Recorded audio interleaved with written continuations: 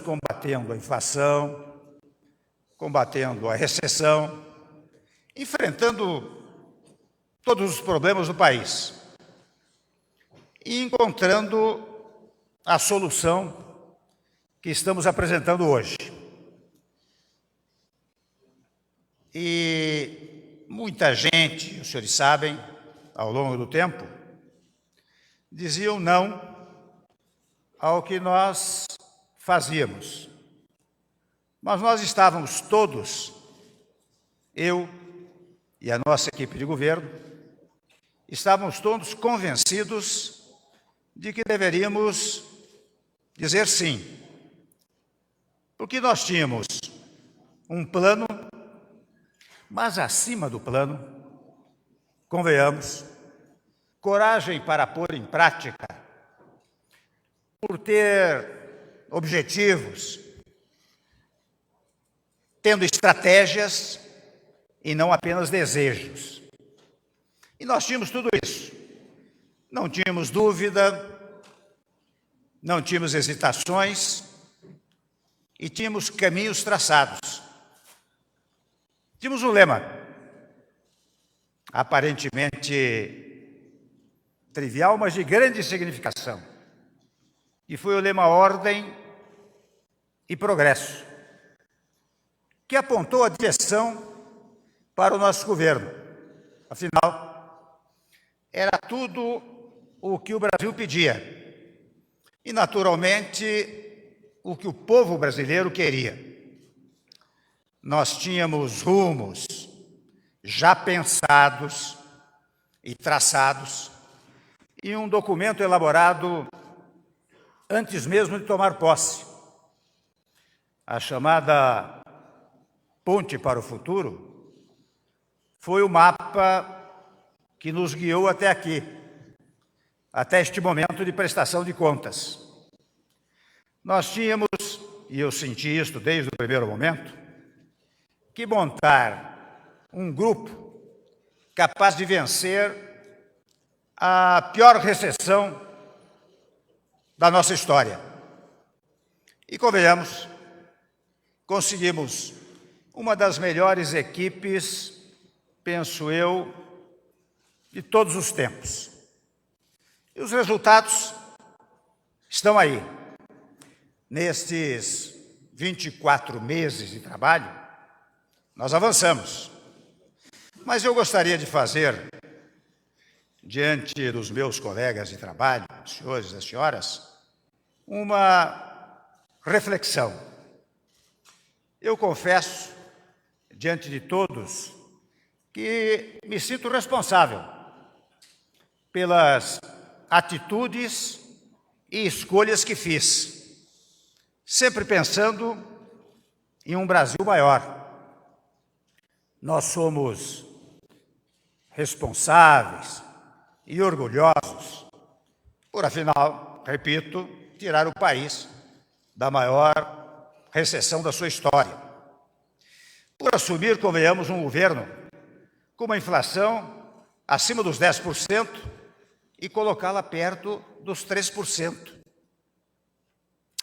Assumimos toda e qualquer responsabilidade por encontrar a produção industrial abaixo dos 6 pontos negativos e, com muito trabalho, posicioná-la acima de 2,5%. Convenhamos, por receber o país com juros preocupantes de 14,25% e reduzindo-os aos 6,5% de hoje. Por transformar o país de menos 3,5% negativos para perto de 2,5% positivos neste ano. Sem dúvida, eu creio que todos nós fomos responsáveis por tirar o Brasil do vermelho e colocarmos o país no rumo certo. Não são palavras apenas. Os fatos comprovam. Nós começamos esta mudança de rumo estabelecendo uma regra muito simples: ninguém pode gastar mais do que aquilo que arrecada. Isso é elementar, meu caríssimo ministro Henrique Meirelles, você que tanto ajudou a transformar o nosso país. A reforma do teto fiscal, Meirelles, sabemos todos, foi a nossa primeira medida econômica para recolocar o país nos eixos. Foi o primeiro passo acertado do nosso governo, juntamente com o Congresso Nacional, que fica como legado para o futuro da gestão pública brasileira.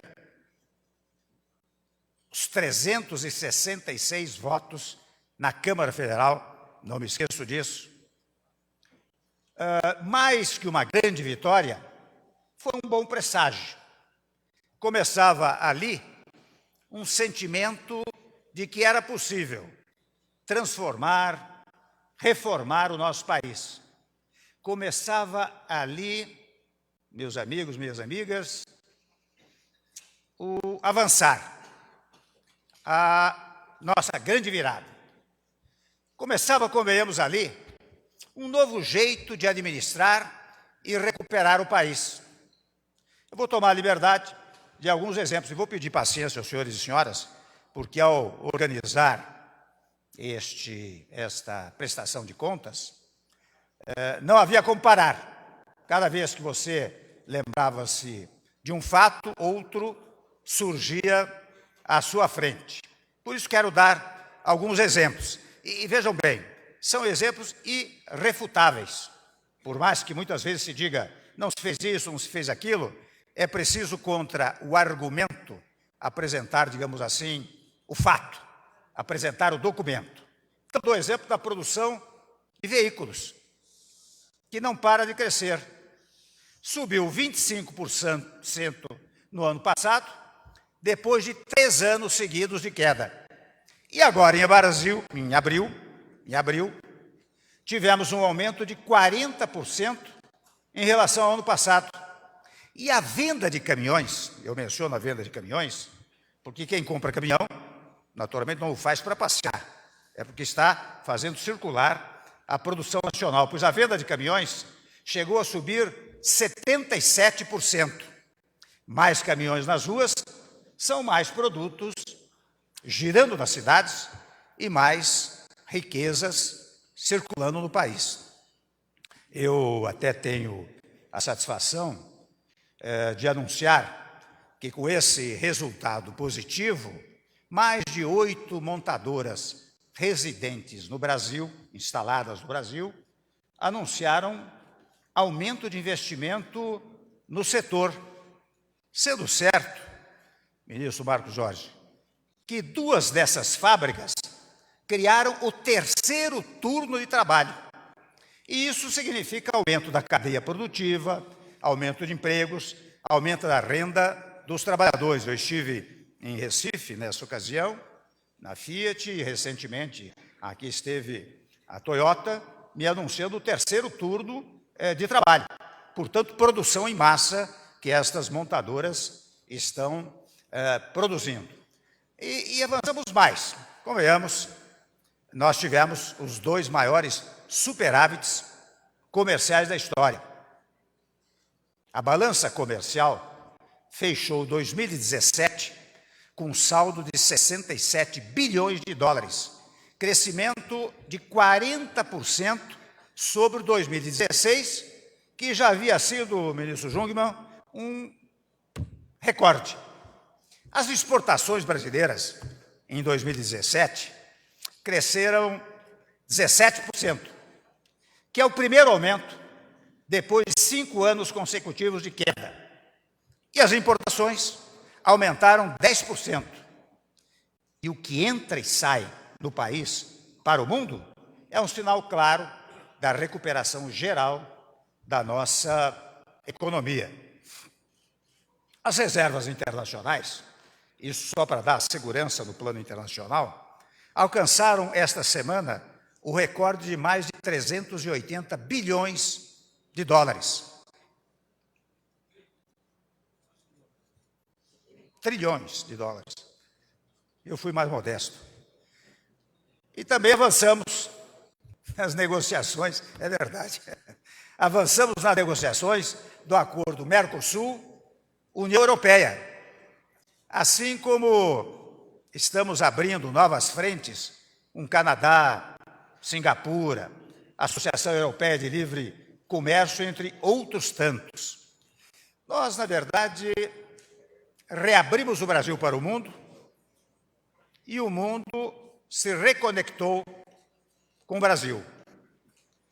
Os senhores sabem que desde a primeira hora saí em busca de mais investimentos, de mais comércio, de mais empregos para os brasileiros. Embarquei logo para a Ásia, polo dinâmico da economia mundial. Estive na China 2 vezes, fui ao Japão, à Índia, estive na Argentina, na Rússia, em tantos lugares. Recebi líderes de Portugal, da Suécia, do Chile, de quase todos os nossos vizinhos sul-americanos. Apresentei sempre o novo Brasil que estamos construindo. A recepção não podia ser mais positiva. Não por acaso, nós trouxemos bilhões em novos negócios. Não por acaso também, nosso comércio exterior cresceu exponencialmente. Não por acaso, somos considerados hoje o segundo melhor destino para investimentos no mundo. Nós estávamos, há anos atrás, na 8ª posição. Hoje estamos na 2ª posição. Mas investimento mesmo é o que todos nós fizemos na área social. E a resposta foi simples e define muito bem o nosso governo. O que é bom tem que continuar, mas pode ser melhorado. Foi quando autorizei, logo no primeiro mês da presidência, um aumento de 12% no Bolsa Família. Zeramos a fila de espera, que era de 500 mil pessoas, e conseguimos bater um recorde de 160 mil famílias a mais. Liberamos, para tanto, 2 bilhões de microcrédito para gerar empregos através do programa Progredir. E agora mesmo, no Dia do Trabalho, autorizamos, Osmar Terra, um novo aumento de mais de 5%. Eu admito que nós ousamos criar um novo programa social, o programa Criança Feliz, patrocinado pela Marcela, mas com a coordenação do nosso Osmar Terra, que segue dando ótimos resultados. Para os senhores terem uma ideia, são coisas que não chegam a todos, são mais de 2.000 municípios participantes e mais de 200 mil crianças atendidas, ampliando a rede de atenção praticamente integral, com as gestantes e com a primeira infância. E também, não sei se o Mendonça está aí, mas somos responsáveis por diversas mudanças na educação. Eu reitero sempre, o Mendonça já ouviu isso várias vezes, o Cieri já ouviu também, quando fui presidente da Câmara em 1997, já se falava em reforma do ensino médio. E só agora, 20 anos depois, conseguimos aprová-la no nosso governo. Portanto, nós esperávamos por essa reforma há 20 anos e nesses 2 anos de governo, antes mesmo de completar os 2 anos, conseguimos fazê-la. E a mudança na educação das nossas crianças e jovens já começou, pois um país, vou dizer uma obviedade, só é forte com uma educação de qualidade. Por isso, criamos também o Residência Pedagógica, o Bolso de Iniciação à Docência e a Universidade Aberta do Brasil. Programas que apoiam a formação de professores. O ensino integral, que é importantíssimo, porque tem duas vertentes. Uma é que o aluno fica mais tempo na escola, aprende mais. A outra é também uma vertente social, porque ele se alimenta na escola, quando é pobre, e há muitos pobres nestas condições, do que se alimenta ou consegue alimentar-se na sua casa. O ensino de tempo integral ganhou 500 mil novas vagas. Eu repito, 500 mil de vagas. No ProUni, estamos falando aí de educação, nós temos um recorde na oferta com mais de 360 mil bolsas só em 2017. Mais alfabetização, reforçando o ensino de 3 milhões e 600 mil alunos em 49 mil escolas. É muita escola. Tudo ampliado neste período. E depois, convenhamos, vejam que dado importantíssimo. E depois de 7 anos sem investimentos, a merenda escolar teve o primeiro aumento de recursos, oferecendo alimentos da agricultura familiar e gerando emprego e renda nos municípios. Criamos, meus amigos, para falar do ensino superior, novas regras para o financiamento estudantil, FIES. Hoje são 310 mil vagas para a formação no ensino superior de estudantes de baixa renda, das quais, eu vou falar isto em letras garrafais, ouçam em letras garrafais, 100 mil terão juros zero, não pagarão juros.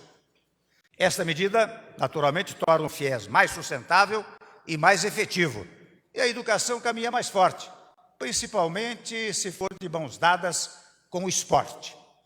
E é precisamente na área esportiva, devo dizer, que assumimos o governo com um enorme desafio de entregar ao mundo os Jogos Olímpicos e Paralímpicos Rio 2016, onde aportamos, naquela ocasião, Jucá, 3 bilhões de reais para garantir a realização e o sucesso desses grandes eventos.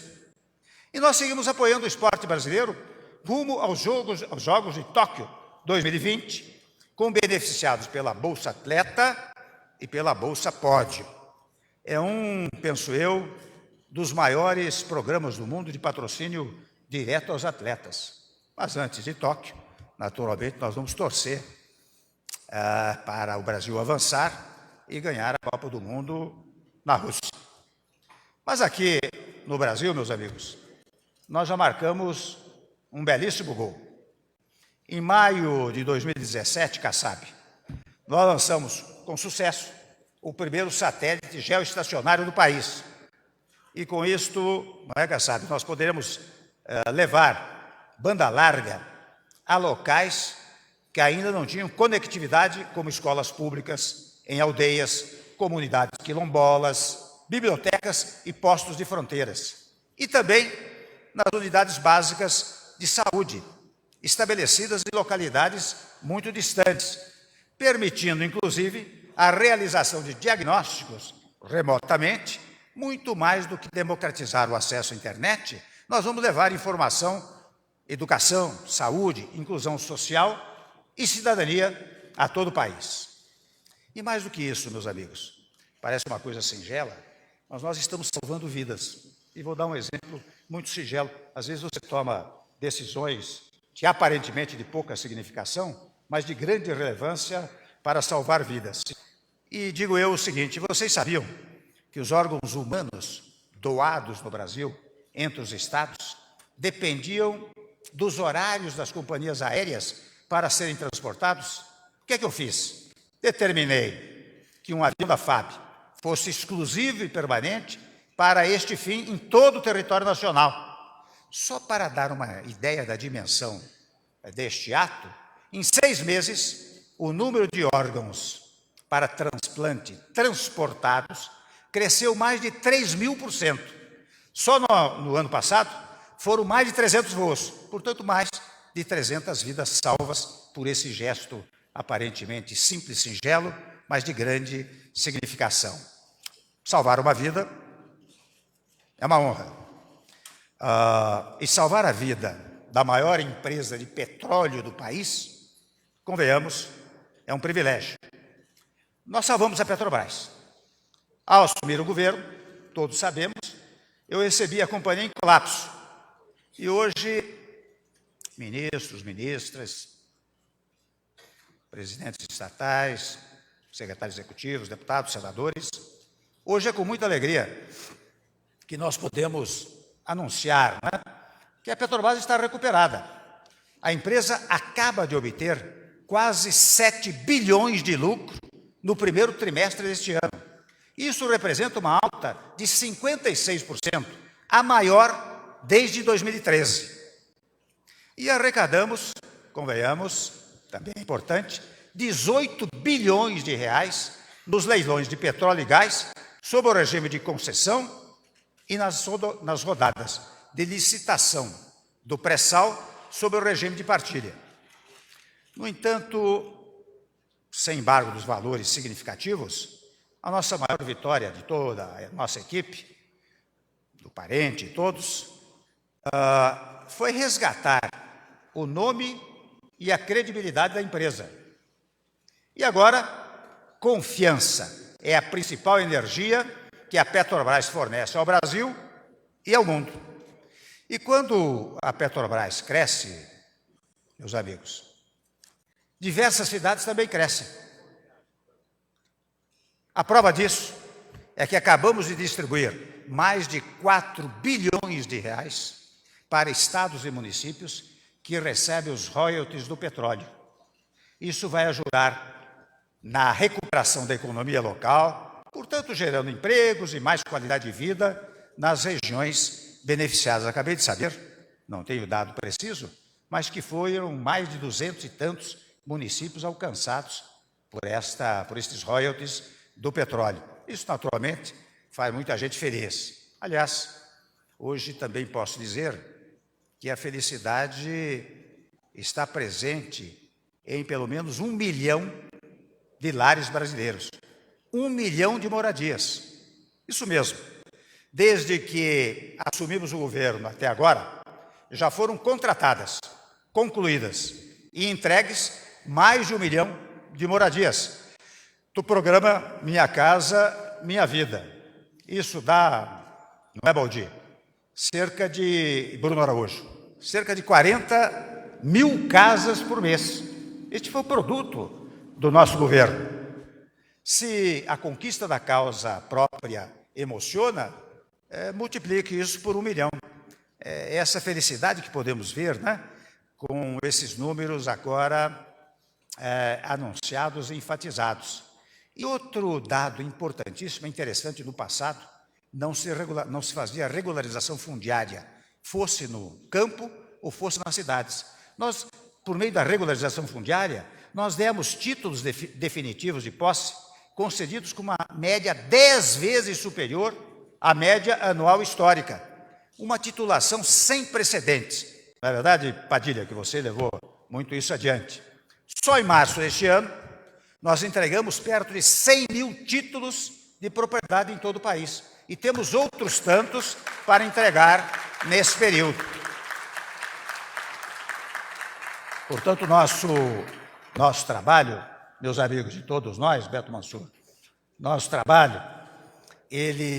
governo, né, trabalha para promover a paz no campo e não conflitos. Nós trabalhamos para garantir a posse da terra aos pequenos produtores rurais, não por armas, mas pela força da lei e pela decisão política e nada mais. A emoção da conquista da casa própria ou do título de sua propriedade são imensas, mas creio que ninguém aqui faz ideia do que é a conquista de um bem tão essencial como a água. O ministro Helder sabe muito bem disso. A inauguração do eixo leste do projeto de integração do Rio São Francisco, em março de 2017, diminuiu a distância do Velho Chico ao Novo Nordeste. E o Pádua está prosseguindo nessa tarefa. Em fevereiro, aliás, Pádua,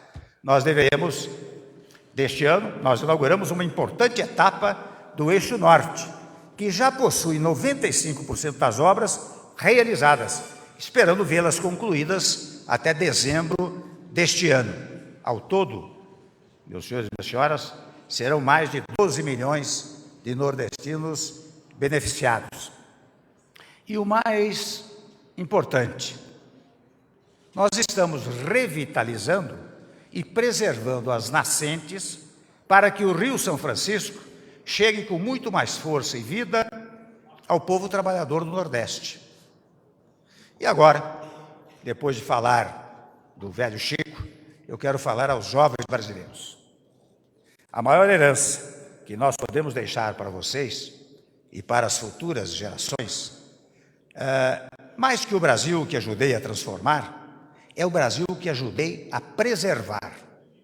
Por isso, anunciei um decreto, agora em março, criando as 2 maiores unidades de conservação marinha do Brasil.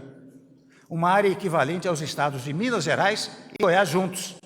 E o Brasil passa de 1,5% a 25% de águas marinhas protegidas.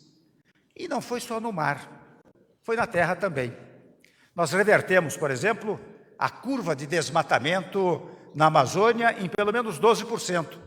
Um belo trabalho do nosso ministro Zequias Sarney. E nesses 2 anos, nós também criamos unidades de conservação ambiental do tamanho de Mato Grosso, ou, se preferirem, de quase 2 Franças. Fomos, aliás, um dos primeiros países a ratificarem o Acordo de Paris sobre mudança do clima.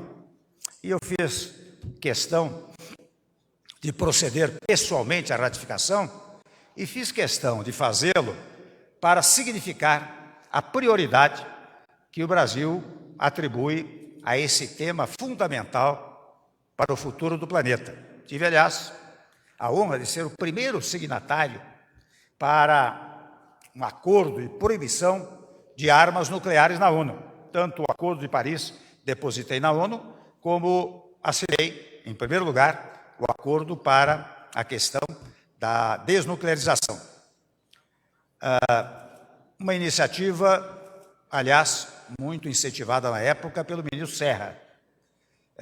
Com esse gesto, eu quis deixar a mensagem clara: o apego inarredável do Brasil à paz.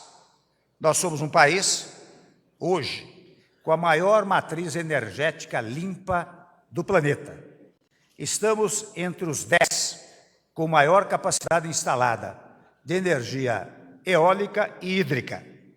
E na geração de energia solar, teremos mais de 1 milhão de sistemas fotovoltaicos em funcionamento até 2024. Este é um plano. E se a energia se renova, a Eletrobras também precisa renovar-se. Trazer a empresa para o século XXI foi o seu desafio, ministro Fernando Bezerra Coelho Filho, se aí estiver. Agora, vamos modernizar a Eletrobras para ganhar naturalmente mais competitividade e agilidade em suas operações. Isso, naturalmente, trará mais eficiência na geração, na transmissão e na democratização da energia elétrica em nosso país. Ressalto que nos rincões mais afastados do Brasil, ainda há milhões de brasileiros que vivem sem energia elétrica. Por isso, seria inadmissível deixar que o programa Luz para Todos fosse encerrado como estava previsto. Acabo, por isso mesmo, de renovar o programa por mais 4 anos. Vamos levar energia para mais de 2 milhões de pessoas que terão luz em suas casas e mais qualidade de vida. Até eu digo que o cuidado e a atenção à vida sempre foi a nossa prioridade. E veja, eu estou falando alguma coisa importante. São programas do passado, mas que nós temos a capacidade, a segurança de continuar com esses programas, melhorando-os, não porque sejam apenas o passado. Se foram bons o passado, nós poderemos, como estamos fazendo, prosseguir com eles, dando melhoras naturalmente. Aliás, Quando se fala em saúde, por exemplo, este ano tivemos um recorde de oferta de atendimentos, Ricardo Barros, OC, nas unidades básicas de saúde, que terão, não é, OC, prontuário eletrônico em toda a rede de saúde pública até o final de 2018. Também este ano, aumentamos muitíssimo o número de novas equipes e aumentamos os recursos da atenção básica para dar mais de 5 bilhões de reais. E por que fizemos isso? Porque 80% dos problemas de saúde da população podem ser resolvidos na atenção básica, não é verdade? Ampliamos as equipes de saúde da família, da academia, da saúde, equipes da saúde bucal, novos agentes comunitários e tantos outros profissionais para centrar esforços no cuidado mais essencial da saúde, naturalmente daqueles que mais precisam. Há 7 anos, isso mesmo, há 7 anos que as cidades do Brasil não recebiam ambulâncias novas do SAMU. E agora, em março, nós tivemos a satisfação de entregar 300 novas unidades. Só no ano passado, entregamos mais 800 e até o final do ano serão entregues mais 2.200 ambulâncias, renovando a frota em 65%. São veículos novos, né, para oferecer um socorro rápido, eficiente e digno à população. Aliás, outro exemplo interessante, Ricardo Barros, de sucesso na saúde é a farmácia popular.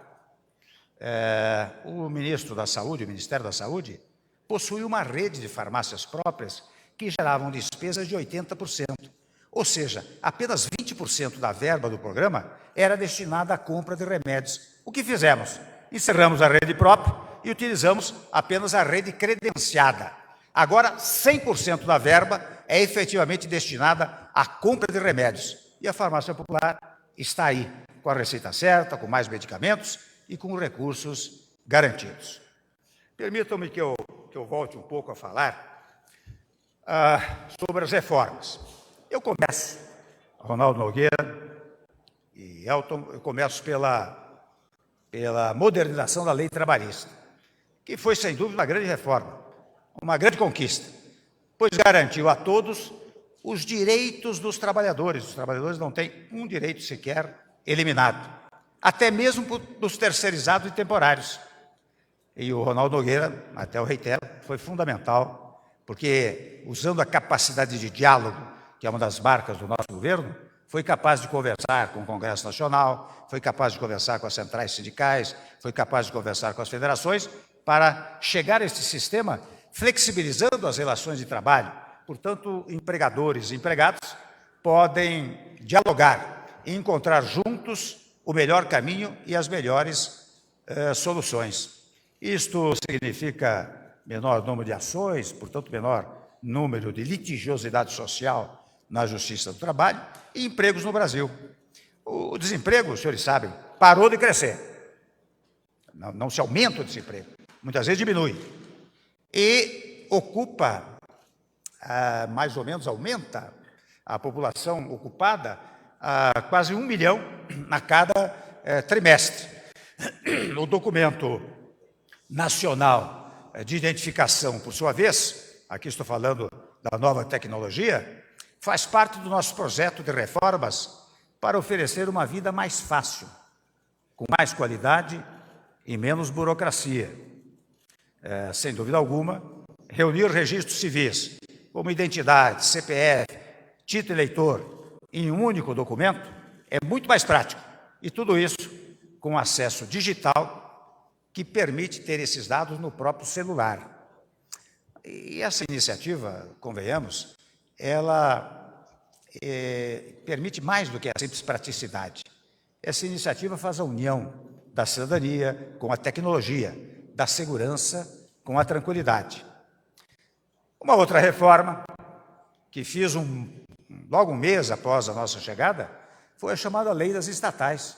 Fizemos aprovar em definitivo essa matéria para estabelecermos requisitos rígidos de governança, transparência na gestão, definimos novos critérios para a nomeação de diretores e membros do conselho e presidentes de empresas públicas e sociedades de economia mista. E eu digo sem medo de errar que as 5 maiores empresas estatais do governo federal deixaram para trás um prejuízo, anotem, de 32 bilhões em 2015 para gerar um lucro, anotem, de 28 bilhões de reais em 2017. Portanto, isso tudo que eu estou falando é de 2 anos de governo, não é? E nós temos, aliás, para não ficar apenas na fala, eu quero exemplificar. Eu relaciono aqui 3 exemplos dos quais sentimos maior orgulho e que mostram resultados concretos e imediatos dessas mudanças. O Banco do Brasil, não é, Caffarelli? Em 2017, guarde, teve lucro líquido de mais de 11 bilhões de reais. E suas ações do nosso governo valorizaram perto de 150%. A Caixa Econômica Federal, Nelson, teve seu maior lucro, não é, Ok? Em 15 anos de história, em um ano. As loterias da Caixa repassaram cerca de 6 bilhões de reais aos nossos programas sociais, ligados ao esporte, cultura, segurança e seguridade social. E os Correios, Kassab, depois de 4 anos no vermelho, tiveram pela primeira vez um balanço positivo. Evidente que nem todas as reformas que desejávamos fazer puderam ser feitas, mas se engana quem pensa que a reforma da Previdência não será realizada. Ela saiu da pauta legislativa, mas não saiu da pauta política do país. Não haverá quem hoje se candidate a qualquer cargo eletivo que não tenha que declarar o que fará no ano que vem relativamente à Previdência Social. Agora, o que entrou na pauta, né, e fez o maior sucesso foi a redução da idade mínima para o saque do PIS/PASEP. Uma medida simples, mais uma medida singela, que beneficiou mais de 2 milhões de trabalhadores e fez, naturalmente, a alegria de muita gente. E com as novas regras para saque, mais 3 milhões serão beneficiados, o que permitirá injetar cerca de 4 bilhões de reais na economia. Uma medida simples e que segue gerando efeitos positivos. Mas o que eu penso que fez o trabalhador e a economia ainda mais satisfeitas foi a liberação dos saques do FGTS, Diogo. Não é? Você se lembra, Gilberto Roque? Isso foi muito gratificante. Teve gente que fez a reforma da casa, pagou dívidas, gente que trocou de carro e até gente que casou a filha, não é? Pelos exemplos que você me deu, né?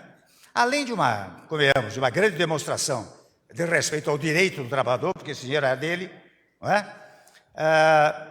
Essa medida inédita injetou mais de 40 bilhões em nossa economia, alcançando mais de 25 milhões de irmãos brasileiros, né?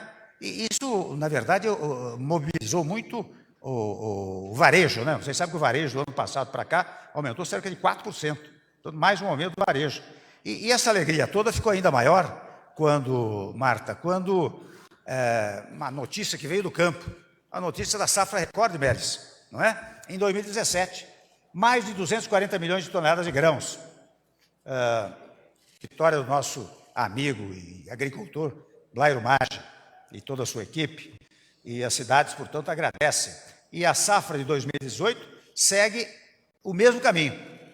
Isso dá uma verdadeira injeção de ânimo na economia e também de otimismo em nosso país, porque esses dados todos que eu estou dando faz com que a comida continue mais barata nos lares brasileiros. A queda da inflação significa isso, a queda dos juros significa isso, a produção recorde significa isso. Ela atinge a todo o povo brasileiro.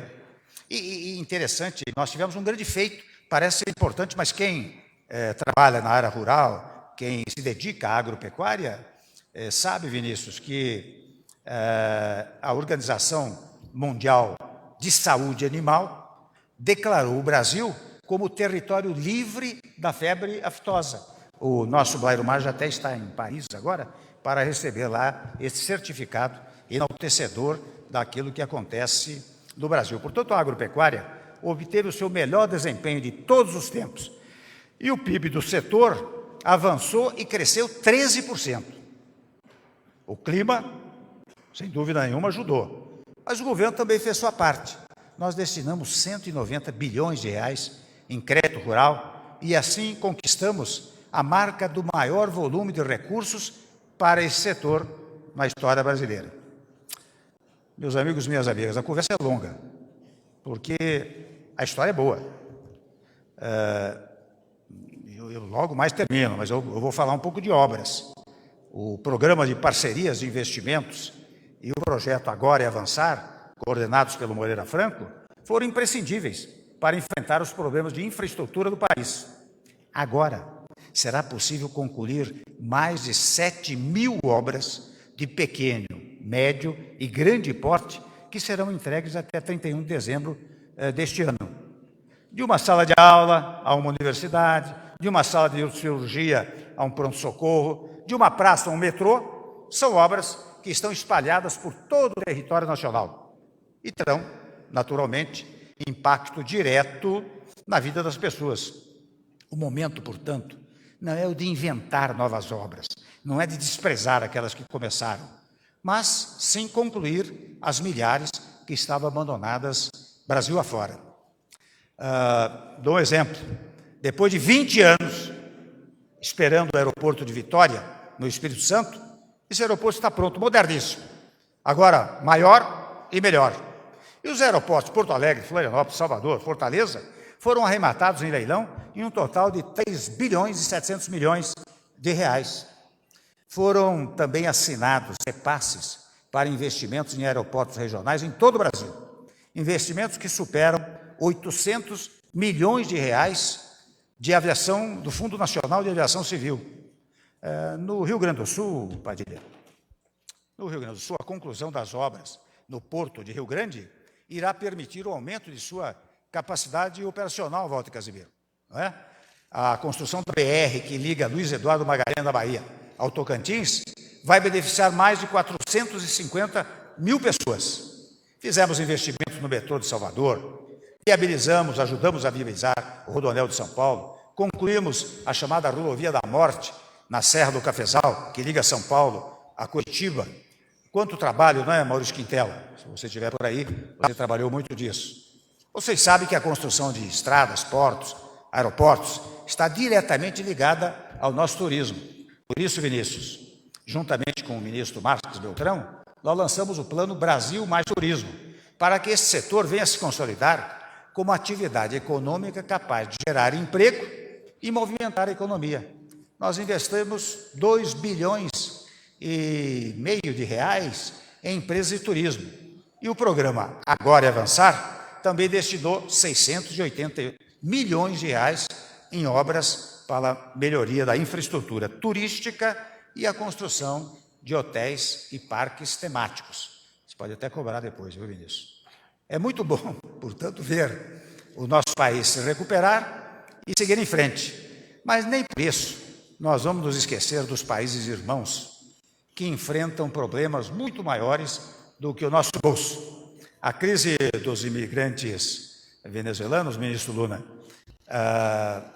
em Roraima, não é um problema de fronteiras, mas é uma questão humanitária. Por isso, em fevereiro deste ano, eu determinei a criação de um comitê com a participação da União e do Estado, assegurando todos os recursos necessários a estados e municípios. Esta é uma questão grave que vem afligindo principalmente os países europeus. E o Brasil dá um belo exemplo, reconhecido até pela Organização das Nações Unidas. Nós estamos enfrentando esse desafio com solidariedade, civilidade e coragem. Nosso ministro, nosso governo, ministro Jungmann, ministro Torquato, entende que a luta contra o crime merece uma atenção toda especial para situações extremas. Soluções extremas demandam soluções também extremas, ou problemas extremos demandam soluções extremas. A criação do Ministério da Segurança Pública e a intervenção federal no Rio de Janeiro, mais do que um ato de coragem, são respostas extremas à extrema violência que presenciamos em nosso país. A nossa luta, naturalmente, continua. Os números estão aí e comprovam que, após a intervenção no Rio de Janeiro, houve redução de homicídios, redução no roubo de cargos e até de veículos. E a Polícia Federal bateu o recorde histórico na apreensão de armas e drogas, como sempre defendeu o ministro Torquato Jardim. Estamos, portanto, mais cautelosos e mais atentos em todo o país. Nos próximos anos, o investimento total no financiamento a projetos de segurança de estados e municípios será mais de 33 bilhões de reais. Eu até vi o Diogo de Oliveira, eu conto aí com o BNDES para entrar nessa história, né? Contamos com a sua força, né? Aliás, por falar do BNDES, Diogo, nós sabemos que, em um passado recente, o BNDES, digamos, dava mais atenção às grandes empresas. Os grandes projetos continuam sendo acolhidos pelo BNDES, mas essa atenção foi ampliada e democratizada para todas as empresas por meio do programa chamado BNDES Giro, lançado em 2017. E nós liberamos já, penso eu, mais de 6 bilhões de reais para as micro e pequenas empresas. Esse, meus senhores, é o nosso jeito de fazer o desenvolvimento social e o crescimento do país em apenas 2 anos de governo. Eu quero até parar um pouquinho para lembrar a Grace, doutora Grace, o caso dos planos econômicos, que geravam uma conflituosidade, uma litigiosidade social extraordinária. Era mais de 1.200.000 processos que tramitavam pelo Supremo Tribunal Federal e outras instâncias, e a doutora Grace, por meio da Advocacia Geral da União, conseguiu, depois de 24 anos dessa litigiosidade, um acordo que nós comemoraremos até na próxima semana, num ato especial aqui no Palácio Planalto. Portanto, foram muitas realizações em pouquíssimo tempo, né? E poderíamos falar muito mais. Vimos o fim da recessão, os juros caírem para o menor patamar da história. Vimos o índice da Bolsa de Valores, convenhamos que atingiu um patamar histórico, jamais visto no nosso país. Vimos a balança comercial pesar a nosso favor, o risco Brasil despencar, vimos a indústria, o comércio retomar os investimentos, e agora estamos vendo o emprego começando a dar claros sinais de recuperação. Os dados, para não ficar apenas na palavra, eu quero dizer que os dados do CAGED, que é do Ministério do Trabalho, mostra saldo positivo de 77 mil contratações, o melhor janeiro em 6 anos. E no acumulado do ano, já houve o crescimento de 200 mil empregos com carteira assinada. E o melhor, a população ocupada de 92 milhões de brasileiros no trimestre de outubro a dezembro de 2017, aumentou em 1.800.000 pessoas. O Brasil avançou. O que fica de tudo isso? Fica a nossa gratidão. A gratidão do governo, a todos os que atuaram e proporcionaram essa guinada na vida do país. A equipe econômica, permitam-me relacionar alguns, o Willa do Banco Central, o Diogo do Planejamento, o Cafaré do Banco do Brasil, o Ock da Caixa Econômica, o Sérgio na Cultura, o Pisciano no Esporte, o Ronaldo Trabalho, o Bruno Araújo, o Baldi nas cidades, o Marcos Pereira na Indústria, o Torquato da Justiça, o Sarney Filho no Meio Ambiente, o jovem Fernando Bezerra Filho em Minas Energia, o Etigói no GSI, o Maurício Quintela nos transportes, a Luiz Linda Valois nos direitos humanos, ao lado agora do Gustavo Rocha, a doutora Grace na AGU, Pedro Parente da Petrobras, o Aloysio Nunes na Relação Exterior, o Ricardo Barros na Saúde, o Blaive na Agricultura, o Beltrão no Turismo, o Paulo Rabelo no BNDES, o Padilha na Casa Civil, o Embaçaí, o Marum, Embaçaí está aí, ministro da Secretaria do Governo, o Gustavo Rocha, repito, na Subchefia de Assuntos Jurídicos, a Fátima Pelais na Secretaria das Mulheres, a Nara na Chefia de Gabinete, o Márcio na Secretaria de Comunicação, o Moreira na PPI e no Agora Avançar, todos servidores a todos que têm obtido resultados significativos em seus setores, meu muito obrigado. E aos novos ministros, naturalmente, a responsabilidade é grande. Vocês estão substituindo um time, como puderam perceber, um time vencedor. Aos congressistas, um agradecimento especialíssimo, porque colocar o Brasil acima de qualquer interesse político partidário e aprovar as reformas tão necessárias ao nosso crescimento. Eu tenho dito com frequência que eu exerci uma espécie de semipresidencialismo, porque eu trouxe o Legislativo para governar conosco. Isso deu muita harmonia. Aliás, nada mais fizemos do que promover algo que a soberania popular, ao criar o Estado brasileiro, determinou. Os poderes são independentes, mas harmônicos entre si. Toda vez que há uma desarmonia, o que há é uma inconstitucionalidade. E nós fizemos isso. Nós trouxemos o Legislativo e o Executivo governaram juntos. Por isso eu agradeço a todos, mas também aos nossos milhões de trabalhadores, trabalhadoras, que diariamente fazem o Brasil acontecer, né? Por isso que a você que está nos vendo e ouvindo, que ainda procura um emprego, eu não esqueci o meu compromisso assumido no dia do trabalho. O Brasil cresce e a nossa esperança cresce junto. Portanto, não percam a esperança e não aceitem outro Brasil. Não é? E eu quero, se me permitem, muito rapidamente, agora já vou concluir, eu quero deixar uma mensagem político-institucional à nação. Os senhores sabem, todos sabem, que eu sempre trabalhei pela pacificação das várias correntes existentes no país. Porque aprendi, desde muito cedo, que na vida política você tem dois momentos distintos. Um momento político eleitoral, que é exato e precisamente o que estamos agora vivendo. Quando as várias tendências, naturalmente, se contestam, controvertem, se testam, apresentam seus programas para dizer como o país deve continuar. Esse é o momento político, chamado político eleitoral. Mas este momento deve parar assim que venham as eleições, que logo após as eleições vem o chamado momento político-administrativo, em que todos devem unir-se em busca do bem comum, tanto situação quanto oposição.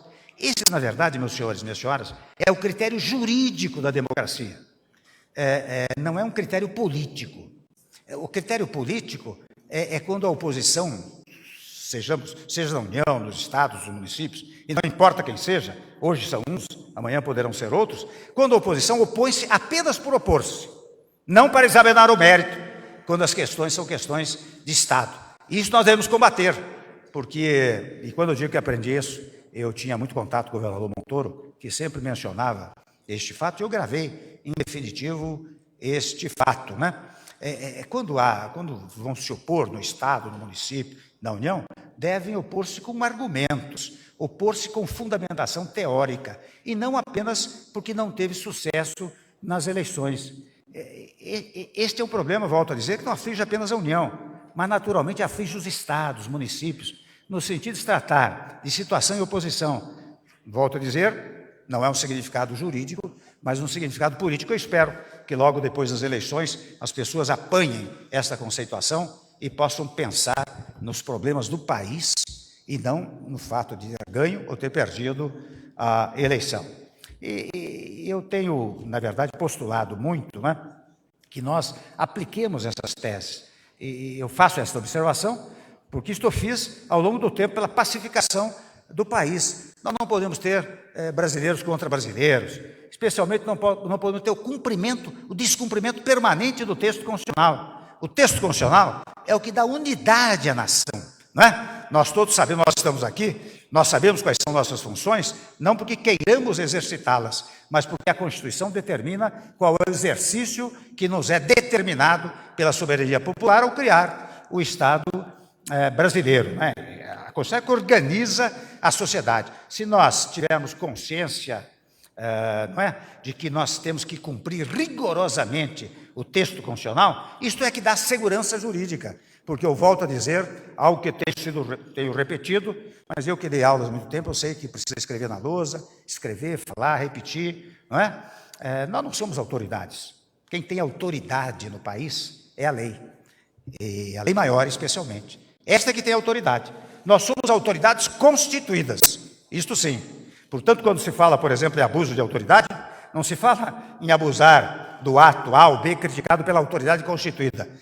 Fala-se em abuso de autoridade quando se descumpre o preceito legal, quando se descumpre a Constituição, porque quem tem autoridade no país, volto a dizer, é o texto constitucional. Se quiserem, podem modificá-lo, mas enquanto não modificá-lo, tem que cumprir os preceitos, as dicções de natureza constitucional. Portanto, meus amigos, minhas amigas, eu quero... Esta é uma reunião de trabalho, até, digamos assim, uma reunião de trabalho típica, né?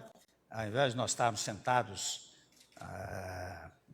diante de uma mesa determinada, nós fizemos este encontro para também fazer uma prestação de contas. Não se trata de uma comemoração, porque nós temos muito ainda a fazer, não é? Nós temos 7 meses pela frente, e esta mensagem eu dou aos atuais ministros e aos novos ministros. Nós temos muito por fazer e podemos fazer. Ora bem, se nós fizermos em 2 anos tudo isso que nós fizemos, em 7 meses, 3, 7, 21, nós podemos fazer pelo menos 1/3 de tudo aquilo que foi feito nesses 2 anos. De modo que, mais uma vez, meu agradecimento a todos vocês que nos ajudaram a chegar até aqui, ao Congresso Nacional, ao Judiciário brasileiro, com suas decisões, mas particularmente à parte do povo brasileiro que acredita que o Brasil não pode mudar, que o Brasil tem que continuar neste rumo que foi traçado nestes 2 anos de governo. Está encerrada esta cerimônia.